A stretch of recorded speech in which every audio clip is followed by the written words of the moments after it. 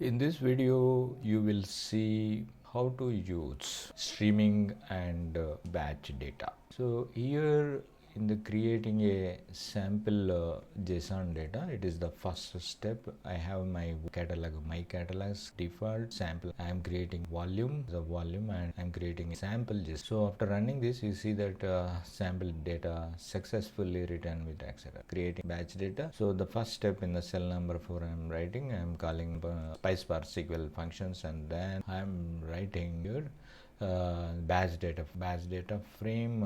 It is spark.read format JSON, load is volume, transform batch data, transforming data frame by adding column and converting Unix times string times from time. Then I am printing that display transformed batch data frame. It is transformed batch data.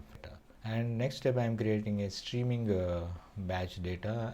It is a streaming data. I just schema for data frame, and then I just spark.readStream format JSON schema path JSON available. Now I am reading as a readStream, and now I have data in this data frame. I am transforming the streaming data frame by adding a new column and dropping the old column. And now I created a checkpoint path query, transform data frame dot writeStream, the for memory, query name, doom, and checkpoint. Now I have given a query with avoid termination. Just wait for the batch processing since it's shut down automatically. So now the data is I'm transfer frame. I'm writing with the option point, output point, trigger is available now true. With available data only, it should process. Start means it start. The query will start. Now streaming batch completed fully using available option.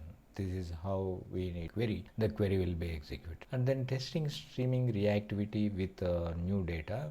And initially I'm giving display, like selecting the SQL, select all volume stream. This is the data stream view that so now the data I created from stream view, and I am again I am displaying, and then I am creating a new data, new JSON file. This is the new JSON file. I am just overwriting exist file under new.json. I am just overwriting. Now I have given some time to engine to brief a moment to discover and process the file. And if I see that by giving the place spark.sql select star from view, you can see still old data because the streaming data, the initial display statement you saw that was processed earlier, and because in the second time when we give the display statement, this data are same. Why? Because the streaming is not executed. Just we pushed the data.